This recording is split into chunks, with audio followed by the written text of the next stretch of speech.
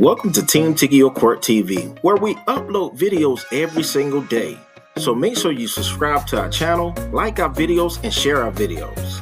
All right, and this brings us to People v. Michael LaFave. It is two files, 24-6895 and 24-6992. Counsel, you want to state your appearances for the record, please? Melissa Goodrich, Wayne County Prosecutor.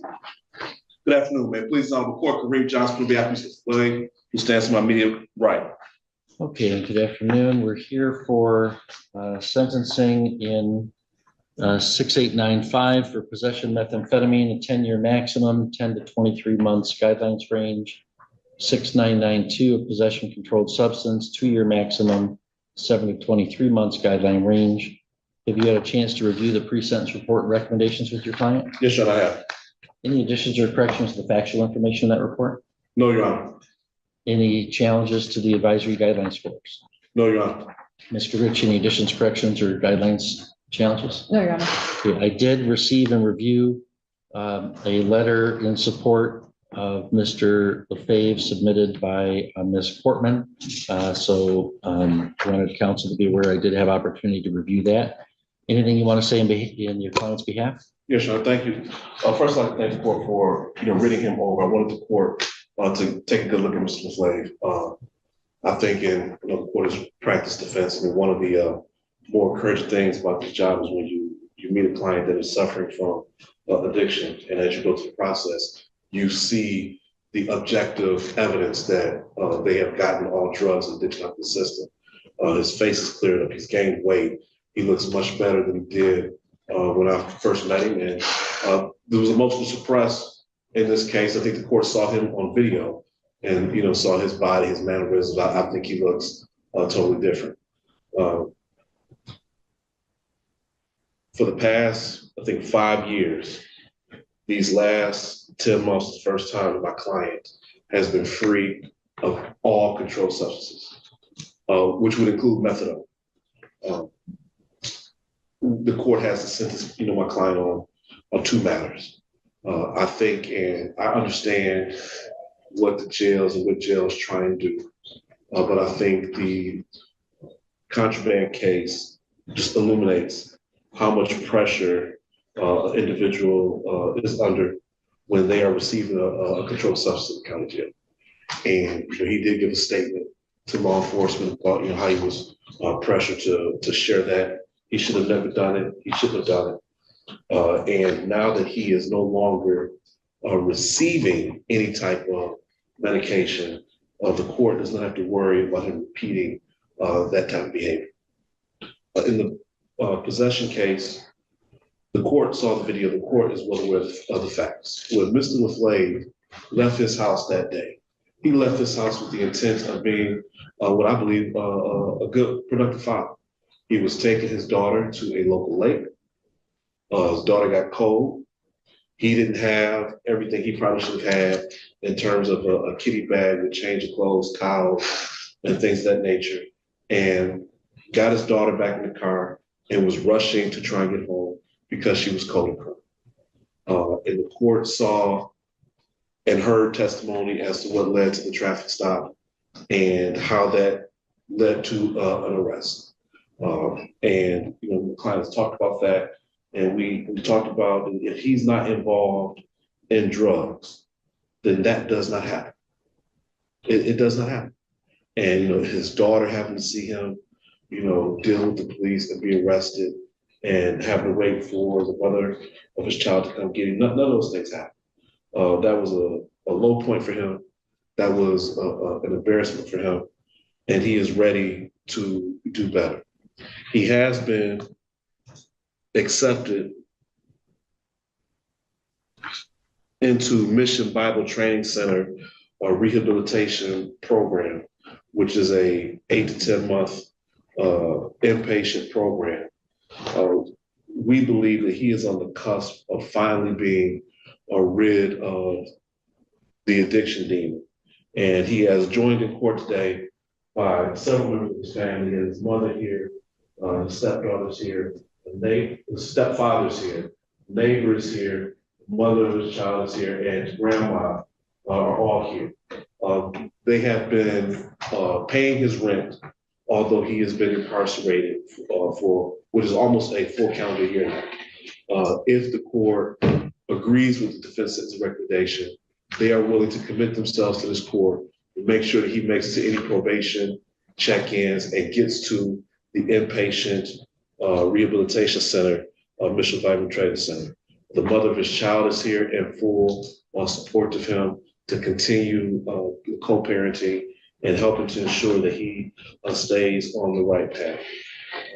And I think that what the court has to do, obviously with somebody with a record like my client, is determine why should the court believe that this time will be different.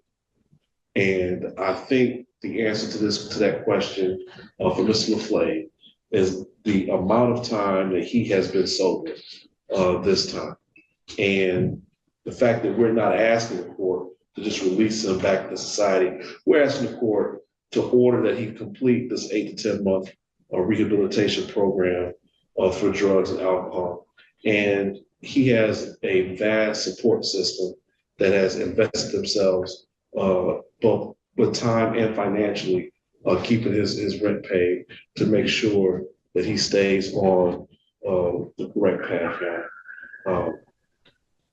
It's just, I understand the points, of prior record variables and things of that nature, but, in cases like this, it really, I think, piles up on an individual. But the court has to look at the fact that somebody has done something more than once, and it's not his first time being involved in the criminal justice system. I'd like to remind the court that he still is serving a sentence in another jurisdiction, and that sentence won't end for another month. I think that sentence ends November 8th. So, he still has obligations to another community that he has to complete before this sentence will begin. Does the court have any questions of me? No, sir.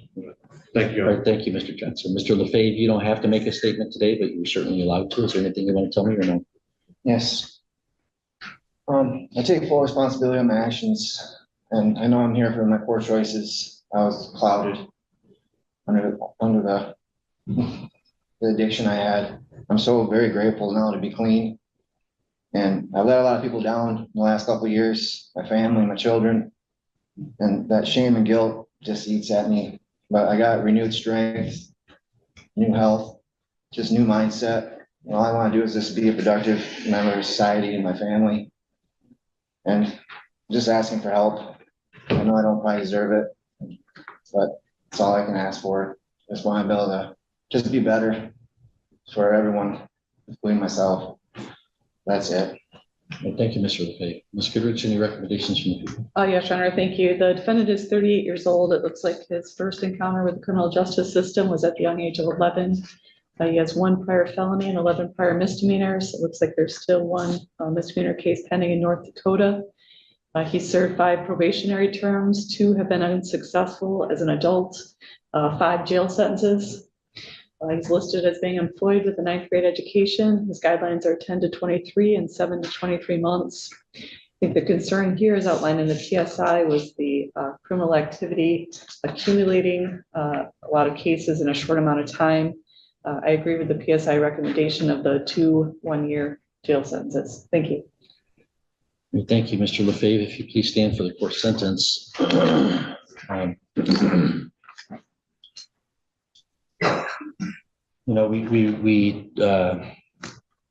We're here for sentencing back in the spring, and I didn't go along with a sentence agreement, and so you exercised your right to withdraw that plea and go forward, and that's fine. That there's no, I don't hold that against you in any way. And now we're back here, having entered a different plea and back here for sentencing now.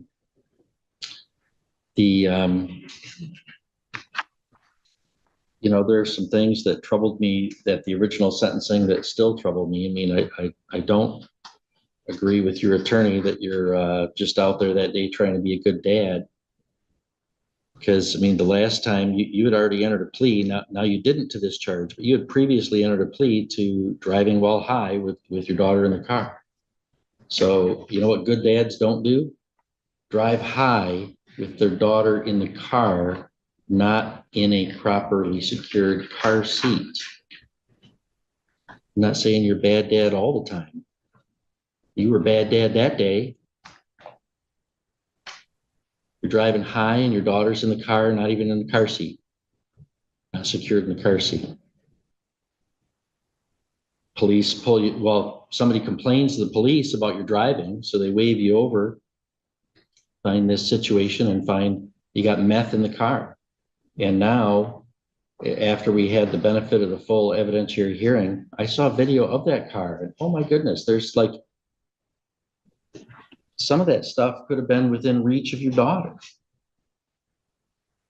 That car was a dangerous place for your daughter that day for several reasons.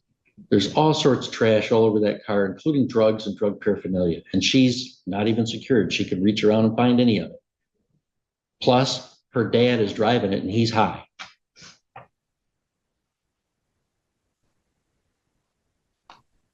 So then you're on bond. You posted a bond on July 17th of 2024. Less than 2 weeks later, you were charged with a felony in Otsego County. You posted bond the next day in that county. Then by October, we saw you were not complying with bond conditions, and so we revoked your bond. Less than a month later, you're in the jail concealing your prescribed methadone by keeping it in your mouth, spitting into a bottle, hiding under your mattress, and then sharing it with other inmates. So that's the possession of controlled substance charge in 6992.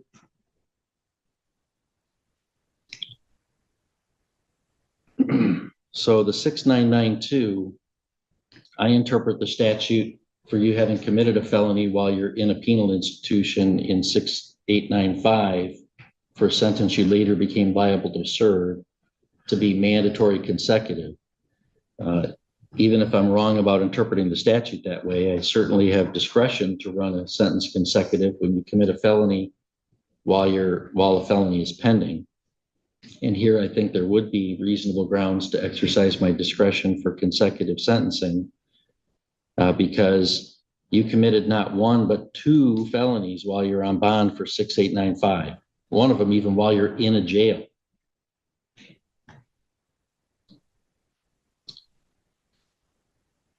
In February of this year, you were sentenced in Otsego County to a year in jail with your out date being November.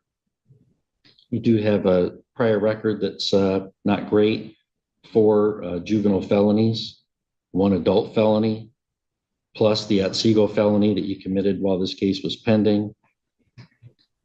Your prior convictions include drug and alcohol priors. They include assaults. They include thefts. I mean, you're really kind of hitting the trifecta of all the different types of crimes you can commit. You don't seem to have one that's your favorite. You steal, you fight, you drink and drive, or you use drugs.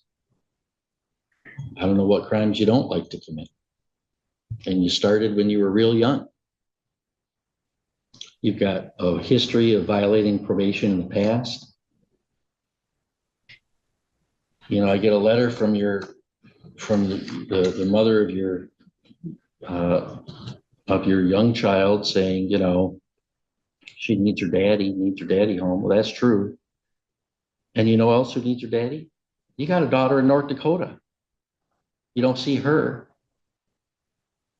Maybe one of the reasons is there's a warrant for your arrest in North Dakota because you got a criminal case pending out there that you won't go back and deal with. Man. And then you come here today and I'm supposed to believe you're just out there trying to be a good dad and trying to be a productive citizen. I would like to believe that. What objective data points do I have that would show me any of that is true? The objective data points I have are somebody that started committing felonies while he was a minor and is still doing it now. And it doesn't matter if he's on probation or in a jail, he'll keep committing felonies. And he'll place the child that's in his care at risk of harm.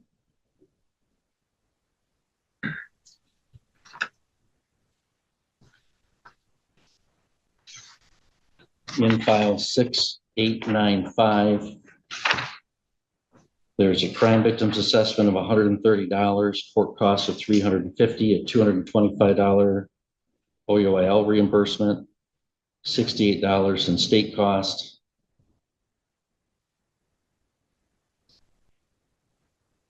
And was that OUIL reimbursement part of the plea? Oh, it was part of, that was part of the plea. Okay. And the advisory guidelines in that case are 10 to 23 months. The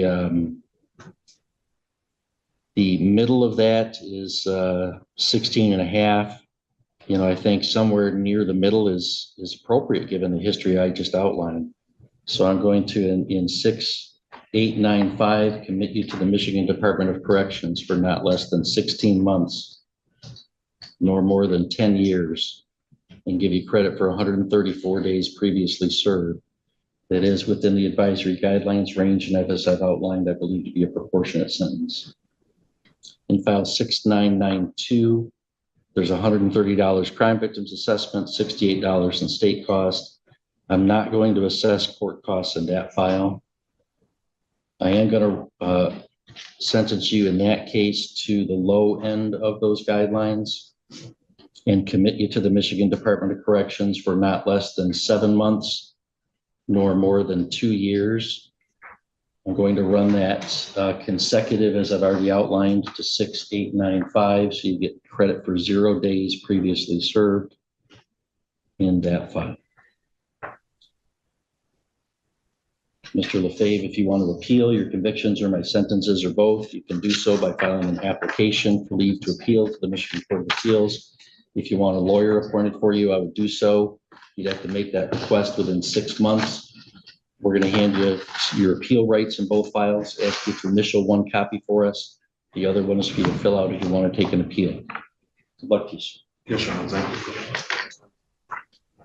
So I stay here.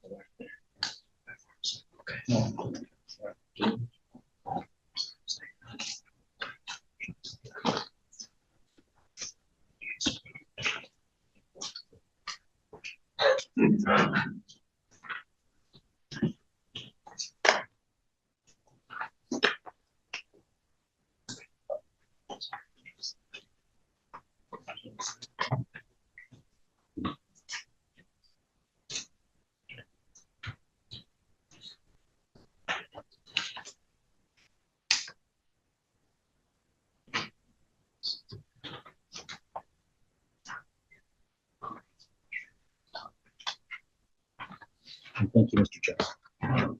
Thank you.